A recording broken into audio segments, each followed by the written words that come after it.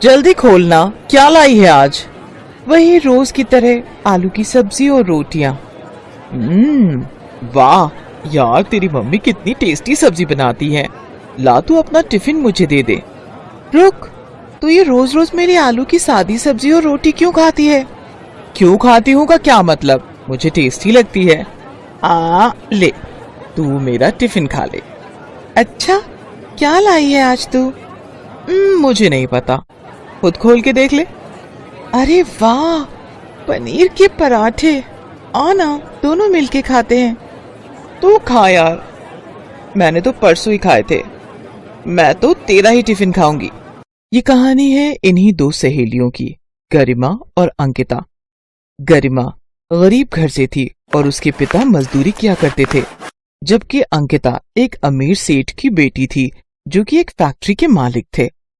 अंकिता जानबूझकर रोज गरिमा के टिफिन से ही खाना खाती थी और उसे अपना टिफिन दे देती थी ताकि गरिमा भी अच्छा खाना खा सके। फिर एक दिन, अंकिता सुन, कल मैं कॉलेज नहीं आऊंगी। हैं? पर क्यों? तेरे बिना मेरा दिल कैसे लगेगा यार? वो मुझे पापा के साथ एक रिश्तेदार के यहाँ जाना है, जरूरी है। अच्छा, कोई लड़के वड़के का चक्कर तो नहीं है? हट पगली, ऐसा कुछ भी नहीं है। वो पापा के चाचा है ना, वो बहुत बीमार है, तो पापा के साथ बस उन्हें ही देखने जाना है। अच्छा, परसों तक तो आ जाएगी ना? हाँ हाँ, मैं कल शाम को ही लौट आऊंगी, तो चिंता मत कर। अच्छा तो चल फिर एक काम करते हैं, मैं शाम को तेरे घर आती हूँ, साथ में गोलगप्पे खाने चलेंगे, क्या बोलती है? डन, बट टाइम से आ जाना, हर बार लेट करती है तू। अंकिता को पैसों की कोई कमी नहीं थी, लेकिन इस बात का उसे जरा भी घमंड नहीं था और अंकिता की यही बात गरिमा को सबसे अच्छी लगती थी। पढ़ाई में अंकिता ठीक ठाक थी, जबकि गरिमा पढ़ाई में बहुत होशियार थी। इसीलिए परीक्षाओं के दिनों में गरिमा अंकिता की पढ़ाई में बहुत मदद करती थी। फिर उसी शाम, गरिमा, ओ गरिमा, बाहर आना। अरे अंकिता, कैसी हो बेटी? नमस्ते अंकल, मैं ठीक हूँ, आप कैसे हैं? नमस्ते, मैं ठीक हूँ बेटी। अच्छा, वो आपके चाचा जी कैसे हैं अब? बस बेटी, अंतिम सांसें गिन रहे हैं, उम्र भी तो हो गई है ना। जी अंकल, वो गरिमा। ले, आ गई मैं। पापा, मैं जरा थोड़ी देर में आती हूँ। ठीक है, पर ज्यादा देर मत करना। अंकिता गरिमा को अपनी कार में बिठाकर बाजार ले गई और दोनों ने जी भरकर गोलगप्पे खाए। फिर दोनों काफी देर तक बातें करती रहीं, जिस वजह से गरिमा को घर लौटने में देर हो गई। और फिर गरिमा, तुम मेरी बात क्यों नहीं सुनती? पापा प्लीज, अब फिर से वही बातें मत शुरू करना आप। क्यों ना करूं? तेरे कहने पर मैं उस अंकिता के सामने कुछ नहीं कहता, पर बेटी तू मेरी बात समझ, ये सारे पैसे वाले एक जैसे ही होते हैं, पहले खुद ही हमारे भले बनते हैं और फिर। पर पापा, अंकिता वैसी नहीं है, मेरा यकीन कीजिए। तुझे मैंने लाख बार समझाया है, तू उसे पढ़ाती है ना, बस इसीलिए वो तुझसे दोस्ती का दिखावा करती है। तू देखना, एक दिन जब उसका मतलब निकल जाएगा ना, तो वो तुझसे बात तक नहीं करेगी। इधर किशोर गरिमा को समझा रहा था, तो दूसरी तरफ अंकिता के पापा सेठ अमरलाल भी गुस्से से अंकिता का इंतजार कर रहे थे। कहाँ गई थी अक्कू? वो मैं और गरिमा गोलगप्पे खाने गए थे पापा, बस मेन मार्केट में। अरे तो मुंशी जी को कह दिया होता, यही मंगवा लेते तुम्हारे लिए गोलगप्पे। पापा, पर गोलगप्पे खाने का मजा तो ठेले पर खड़े होकर ही आता है, और फिर कल गरिमा बाहर जा रही है तो। ओहो अंकिता, मैंने तुम्हें 1000 बार समझाया है, उस फटीचर से दूर रहो तुम, तुम्हारे स्टैंडर्ड को सूट नहीं करती वो। पापा प्लीज, वो मेरी दोस्त है, उसके बारे में तो ऐसा मत बोला कीजिए आप। बेटी, इस बात को गांठ बांध लो, अमीर और गरीब कभी दोस्त नहीं हो सकते। उसकी नजर तुम्हारे पैसों पर है, तुम उसे घुमाती फिराती, खूब खिलाती पिलाती हो, तो बस इसीलिए वो तुम्हारे साथ दोस्ती का नाटक कर रही है। देखना, एक दिन आएगा और वो कोई ना कोई बहाना बनाकर तुमसे पैसे मांगेगी। पापा, गरिमा बहुत खुददार है, ऐसी नहीं है वो। ये तो वक्त ही बताएगा बेटा कि कैसी है वो। फिलहाल तुम उससे दूर रहो, क्योंकि मैं तुमसे कह रहा हूं, अंकिता गुस्से में वहाँ से चली गई। अमरलाल भी अपने कमरे की तरफ बढ़ गए, लेकिन उन दोनों के अलावा भी वहाँ कोई था जो ये सब देख और सुन रहा था। असल में अंकिता गरिमा के घर अपना पर्स भूल आई थी, जिसे वापस देने के लिए गरिमा अंकिता के घर आई थी। लेकिन वो घर के दरवाजे को पार न कर सकी, क्योंकि उसने वहीं पर अंकिता और अमरलाल की सारी बातें सुन ली थी। वो उदास होकर अपने घर चली गई, लेकिन इस बारे में उसने अंकिता से कभी कुछ नहीं कहा और ना ही गरिमा और अंकिता की दोस्ती में कोई फर्क आया। ऐसे ही वक्त बीता और फिर कॉलेज का आखिरी साल भी पूरा हो गया। कॉलेज के आखिरी दिन अंकिता पूरे कॉलेज में गरिमा को ढूंढ रही थी, लेकिन गरिमा का कहीं कुछ अता पता नहीं था, क्योंकि वो तो अस्पताल में थी। डॉक्टर साहब, प्लीज मेरे पापा को बचा लो। देखो बेटी, हम पूरी कोशिश कर रहे हैं, पर इनकी तबीयत बिगड़ती जा रही है। आप जल्द से जल्द 2 लाख रुपए का इंतजाम करो, वरना हम इनका ऑपरेशन नहीं कर पाएंगे। नहीं नहीं, आप ऑपरेशन शुरू कीजिए, मैं पैसों का इंतजाम करती हूँ। गरिमा अपने रिश्तेदारों और पड़ोसियों से मदद मांगती है, लेकिन सभी ने हाथ खड़े कर दिए। गरिमा ने सोच लिया था कि अब वो अपना मकान गिरवी रख पैसों का इंतजाम करेगी, लेकिन तभी उसे अंकिता का ख्याल आया। ओहो, अंकिता को तो मैंने कुछ बताया ही नहीं, वो मुझे ढूंढ रही होगी। ऐसा करती हूँ, एक बार उससे मिल लेती हूँ और सारी बात बता देती हूँ। हो सकता है मकान गिरवी रखवाने में वो कुछ मदद कर सके। ये सोचकर गरिमा अंकिता के घर पहुंची, तो वहाँ उसका सामना अंकिता की जगह उसके पिता अमरलाल से हुआ। हाँ बताओ, क्या बात है? अंकल जी, वो मुझे अंकिता से मिलना था।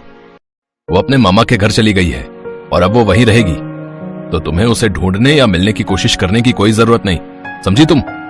वो तुमसे कोई वास्ता नहीं रखना चाहती अब से। ये बात सुनकर गरिमा को बहुत बड़ा झटका लगा और उसे अपने पिता की कही बात याद आने लगी। तो उसे पढ़ाती है ना, इसीलिए वो तुझसे दोस्ती का दिखावा करती है। तो देखना, एक दिन जब उसका मतलब निकल जाएगा ना, तो वो तुझसे बात भी नहीं करेगी। गरिमा को लगा कि उसके पापा सही थे। अंकिता ने उसे कभी अपना दोस्त माना ही नहीं था, इसीलिए तो वो उससे बिना कुछ कहे जब मिले ही वहाँ से चली गई। ठीक है अंकिता, तुझे लगता है कि मैं तेरी दोस्ती के लायक नहीं ना, तो अब देखना तू, मैं भी खुद को साबित करके दिखाऊंगी और उसके बाद ही तेरा चेहरा देखूंगी। गरिमा की आंखों में आग थी। उसने ठान लिया था कि अब वो कुछ बनकर ही दिखाएगी। जब उसके पापा ठीक होकर घर वापस आ गए, उसके बाद से ही उसने दिन रात एक कर दिया और पूरी लगन के साथ यूपीएससी की तैयारी में जुट गई।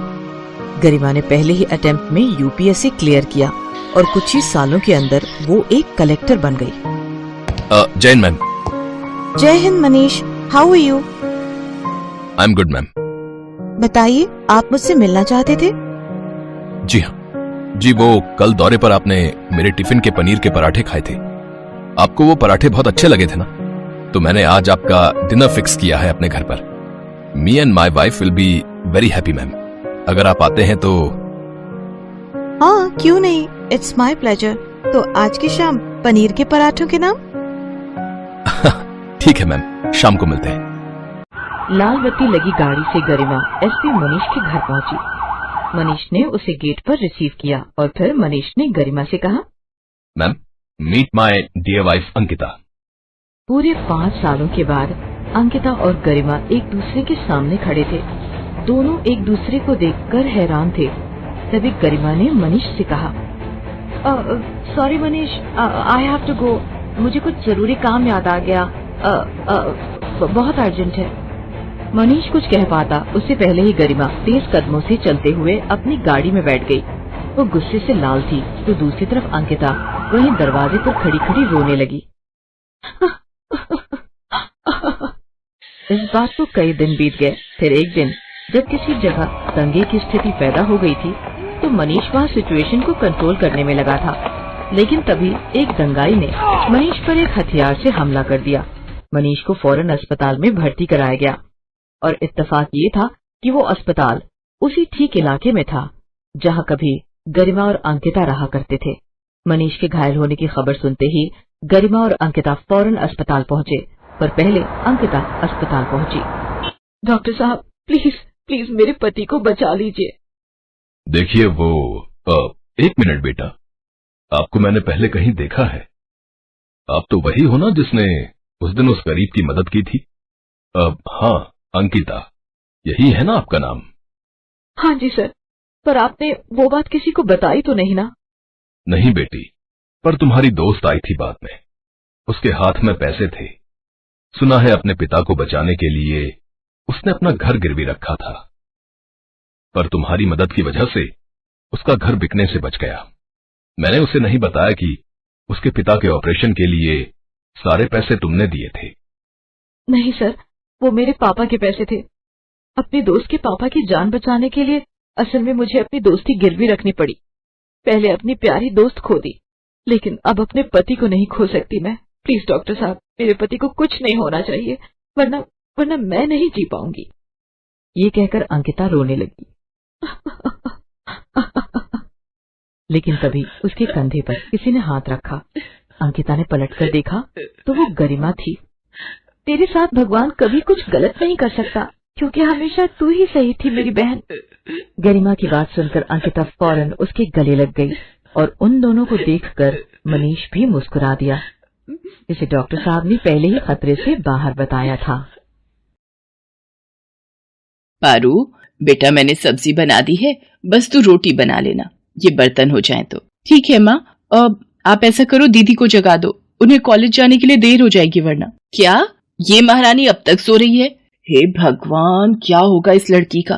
मोना, ओ मोना, उठती है या पानी की बाल्टी उड़े लूं तेरे ऊपर? ओफो माँ, उठ तो रही हूँ, क्यों हल्ला मचा रही हो? क्योंकि बिना हल्ला मचाए तेरी नींद टूटती कहाँ है। चल उठ जल्दी से और जाकर रोटियां बना दे। रोटियां? मैं क्यों बनाऊं? पारू कहाँ गई? वो बर्तन धो रही है। और तू क्यों नहीं बना सकती रोटियां? अरे कुछ तो शर्म कर लड़की, वो तेरी छोटी बहन है, फिर भी तुझसे कहीं ज्यादा काम करती है, क्योंकि वो सिर्फ यही कर सकती है और सारी जिंदगी यही करती रहेगी। घर के कामों के अलावा उसे और आता ही क्या है? माँ, साफ सीधी सी बात है, मुझे ये घर के फालतू कामों में कोई इंटरेस्ट नहीं है। अब मुझे कॉलेज के लिए देर हो रही है, पारू को बोलो मेरा नाश्ता पैक कर देगी। अरे लेकिन ऐसे कैसे? तू रुक जरा। मोनिका अपनी माँ को अनसुना कर वहां से चली गई। कहने को तो मोनिका उम्र में पारुल से बड़ी थी, लेकिन आदतों के मामले में पारुल में समझदारी कहीं ज्यादा थी। इसके साथ ही वो बहुत सीधी सादी थी। दूसरी तरफ मोनिका शुरू से ही मस्त मौला थी। घूमना फिरना और मॉडर्न लाइफस्टाइल जीना उसकी पहली पसंद थी। यही वजह थी कि पारुल उसे फूटी आंख नहीं सुहाती थी। अरे ये क्या पहन रखा है तूने? ऐसे कॉलेज जाएगी, वो भी मेरे साथ? क्यों दीदी, इसमें क्या बुराई है? इतना अच्छा सूट तो है, बल्कि आप अपने कपड़े बदल लो तो ज्यादा बेहतर है।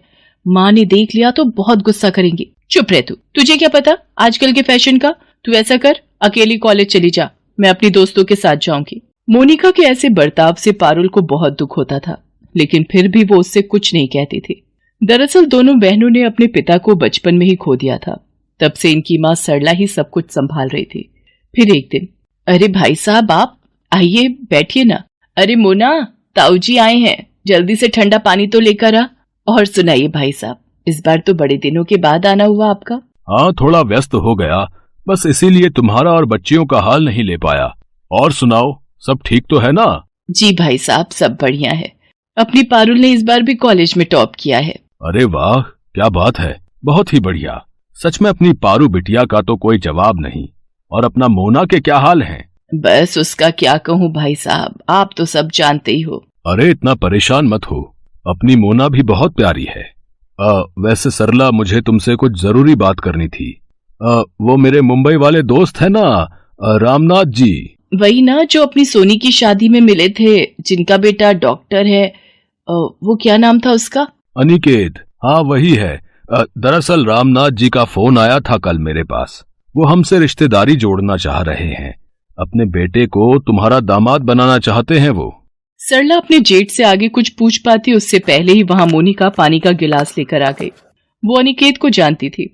उसने बिना कुछ जाने ही ये मान लिया कि ये रिश्ता उसी के लिए आया था। नमस्ते ताऊ जी, आप उन्हीं की बात कर रहे हैं ना, जिनका बम्बई में भी घर है और एक दिल्ली में भी? हाँ बेटा, असल में रामनाथ जी के बेटे अनिकेत को अपनी पारुल पहली ही नजर में पसंद आ गई थी। रामनाथ जी और भाभी जी को भी अपनी पारू पसंद है। सरला बहुत ही भले लोग हैं। इतना पैसा है पर घमंड नाम की चीज नहीं है किसी में। अपनी पारू राज करेगी, राज। ताऊजी नहीं, आप उन लोगों को मना कर दीजिए।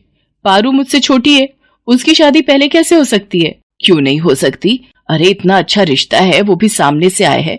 भाई साहब, हमारी तरफ से हाँ समझिए। रही बात छोटे बड़े की तो कोई बात नहीं, हम कोशिश करेंगे कि पारू की शादी से पहले इसके लिए भी कोई अच्छा रिश्ता ढूंढ ले। मोनिका अपनी माँ की बात काट तो नहीं सकी, लेकिन वो इस बात से बुरी तरह चिढ़ गई थी। मोनिका ने कई अड़चने पैदा करने की कोशिश की, लेकिन फिर भी वो पारुल का रिश्ता तय होने से नहीं रोक पाई। हालांकि पारू की शादी से पहले ही मोनिका का भी रिश्ता तय हो गया। परिवार यहाँ भी अच्छा था, रुपए पैसे की कोई कमी नहीं थी। बस फर्क ये था कि मोनिका का ससुराल पास के ही एक गांव में था। हालांकि सरला ने मोनिका के लिए भी शहर में काफी रिश्ते खोजे, लेकिन कहीं कोई बात नहीं बनी, तो मजबूर होकर मोनिका को गांव के ही रिश्ते को हाँ कहनी पड़ी। दोनों बहनों की शादी खूब धूमधाम से हुई। और फिर मोनिका, जब तुम्हें मैं पसंद नहीं था, मेरा घर पसंद नहीं था, तो तुमने मुझसे शादी क्यों की? गलती हो गई। सच में तुमसे शादी करने से तो अच्छा था कि मैं कुंवारी ही बैठी रहती। मुझे लगा था कि मैं तुम्हारी सोच बदल लूंगी और फिर हम शहर जाकर रहेंगे, लेकिन नहीं, तुम्हें तो यही गांव में अपनी जिंदगी बर्बाद करनी है। शौक से करो, पर मेरे साथ ऐसा नहीं चलेगा, कह देती हूँ। हाँ तो तुम मेरी भी एक बात कान खोलकर सुन लो। मैं अपने माँ बाप को यहाँ अकेला छोड़कर कभी शहर नहीं जाऊंगा, चाहे जो हो जाए। ठीक है, फिर यहीं रहो, मैं जा रही हूँ। शादी के 2 महीने भी मोनिका अपने ससुराल में नहीं काट सकी और सब कुछ छोड़कर अपने मायके आ गई।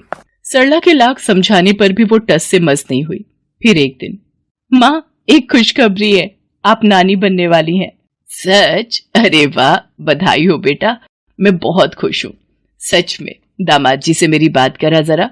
माँ वो मम्मी पापा को दिल्ली छोड़ने गए हैं, वहाँ कुछ जरूरी काम है, तो मम्मी पापा कुछ महीने वहीं रहेंगे। अच्छा, तो तू ऐसी हालत में अकेली रहेगी क्या? नहीं माँ, ये परसों तक वापस आ जाएंगे। नहीं बेटा, दामाद जी तो वैसे भी सारा दिन अपने काम में रहेंगे। अगर किसी को बुरा ना लगे तो क्या मोना को भेज दूं तेरे पास? यहाँ तो सारा दिन बस फोन में ही लगी रहती है, मेरी एक नहीं सुनती। तेरे पास रहेगी तो कुछ अच्छा सीखेगी और तेरा ख्याल भी रख लेगी। ठीक है माँ, आप दीदी को भेज दो, कोई दिक्कत नहीं है। मोनिका पारुल के पास खुशी खुशी आ गई, क्योंकि असल में उसे तो यही चाहिए था। हालांकि वहां जाकर वो पारुल का ध्यान रखने की बजाय अपनी ही दुनिया में मगन थी। अनिकेत जी, ऐसा कीजिए, आज आप क्लिनिक मत जाइए, मुझे इतने दिन हो गए यहाँ आए हुए, मुझे मुंबई तो घुमा दीजिए कम से कम। दीदी हम चलेंगे, पर इस वीक रुक जाइए, बस एक बार पारुल की टेस्ट रिपोर्ट्स आ जाएं, फिर तीनों चलेंगे। ये कैसे जाएगी? नहीं नहीं, ये जाएगी तो हमें हर वक्त इसी का ख्याल रखना पड़ेगा, फिर हम क्या खाक घूमेंगे। इसे घर पर ही रहने दीजिए, बस हम दोनों चलते हैं। अनिकेत मोनिका से बिना कुछ कहे ही वहां से उठकर चला गया। उसके जाते ही पारुल ने मोनिका से कहा, दीदी आप बुरा मत मानना, वो क्या है ना, ये मेरे बिना कहीं घूमने नहीं जाते, बस इसीलिए। क्या उफ, तेरी संगत में अनिकेत भी गंवार जैसे हो गए क्या? चलो कोई बात नहीं, मैं अकेले घूम कर आ जाती हूँ। मोनिका हर चीज में मनमानी ही करती थी, उसे हर चीज में पारुल से बराबरी करनी थी, फिर चाहे उसके लिए कुछ भी करना पड़े। दीदी ये ड्रेस, ये आपको कहाँ से मिली? तो क्या हुआ, मैंने तेरी अलमारी में देखी, मुझे अच्छी लगी तो मैंने पहन ली। अब इतना भी हक नहीं है क्या मेरा? अगर तुझे बुरा लगा है तो साफ साफ बोल दे, मैं चेंज कर लेती हूँ। अब नहीं, अब पहन ली है तो रहने दीजिए, पर कोशिश करना कि इसे पहनकर इनके सामने मत जाना, हो सकता है इन्हें बुरा लग जाए। अगर ऐसा है तो मैं चेंज ही कर लेती हूँ, वैसे भी ये मुझे थोड़ी टाइट हो रही है। अब तू ऐसा कर, अनिकेत जी को बोलकर मेरे लिए बिल्कुल ऐसी ड्रेस मंगवा दे, बस 1 नंबर बड़ी होनी चाहिए। मोनिका धीरे धीरे पारुल के घर को अपना ही घर समझने लगी और बड़े ही आराम से हर चीज पर अपना हक भी जताने लगी। लेकिन इतना सब करके भी वो ना पारुल की बराबरी कर पा रही थी और ना ही खुश रह पा रही थी। पारू देखो, मैं तुम्हारे लिए क्या लाया हूँ। वाह, ये तो डायमंड है ना, पर इसकी क्या जरूरत थी, मेरे पास तो पहले से इतनी ज्वेलरी है। जरूरत हो या ना हो, मुझे तुम्हारे लिए गिफ्ट्स लाना अच्छा लगता है, ये तो जानती हो ना। और वैसे भी बहुत जल्द तुम मुझे जिंदगी का सबसे अनमोल गिफ्ट देने वाली हो, जिसके सामने ये डायमंड रिंग तो कुछ भी नहीं है। पारुल अनिकेत के गले लग जाती है और पास ही खड़ी मोनिका ये सब देखकर बुरी तरह जल भुन जाती है। उसी वक्त उसने तय कर लिया कि अब उसे क्या करना है। मोनिका ने पारुल की काफी ज्वेलरी चुरा ली और उसे लेकर चुपचाप घर से बाहर जाने लगी। लेकिन तभी अचानक उसका पैर दरवाजे की चौखट से टकरा गया और वो बहुत जोर से गिर पड़ी। उसके चिल्लाने की आवाज सुनकर पारुल और अनिकेत दोनों की नींद टूट गई और वो फौरन बाहर पहुंचे। मोनिका जमीन पर गिरी दर्द से कराह रही थी। उसका ध्यान ही नहीं रहा कि गिरने की वजह से सारी ज्वेलरी जमीन पर फैली पड़ी थी। दीदी ये क्या हो गया? चलो उठो, चलो मेरे साथ। पारुल और अनिकेत दोनों ने ही मोनिका के साथ साथ पास ही पड़ी ज्वेलरी को भी देख लिया था और वो सारा माजरा भी समझ गए थे, लेकिन फिर भी उन्होंने उस वक्त मोनिका से कुछ नहीं कहा और उसे अस्पताल ले जाकर उसका इलाज करवाया। फिर घर आने के बाद, दीदी तुम आराम करो, मैं तुम्हारे लिए कुछ खाने को लेकर आती हूँ। नहीं रुक जा, मुझे तुझसे कुछ कहना है। वो ज्वेलरी में वो कुछ मत कहो दीदी, हम इस बारे में बाद में बात करेंगे। नहीं, मुझे अभी बोलने दे, वरना हो सकता है बाद में मैं इतनी हिम्मत ना जुटा पाऊं। मुझे माफ कर दे मेरी बहन। सच तो यह है कि मैंने हमेशा तुझे खुद से कम समझा, लेकिन जब तेरी शादी मुझसे बेहतर हुई तो मुझसे ये बर्दाश्त नहीं हुआ। पर मैं भी क्या करती, मुझे वो गांव की जिंदगी नहीं चाहिए थी, बल्कि मुझे तो तेरी जैसी शहर की आलीशान जिंदगी चाहिए थी। नहीं दीदी, तुम्हारी यही सोच तो गलत है। गांव हो या शहर, परिवार हर जगह अपना होता है, बस जरूरत है तो उसे सच्चे दिल से अपनाने की। और रही बात रहन सहन की, तो उसे भी हम अपनी मेहनत और वक्त के साथ कभी भी बदल सकते हैं, बस हमारी सोच और नियत साफ होनी चाहिए। मोनिका को पारुल की बात समझ आ गई थी। उस दिन पहली बार उसने पारुल को एक बहन के नाते बड़ी ही प्यार से गले लगाया और फिर सब कुछ बदल गया। पारुल के समझाने पर मोनिका वापस अपने ससुराल चली गई और अपने बिखरे रिश्तों को फिर से संजोने लगी।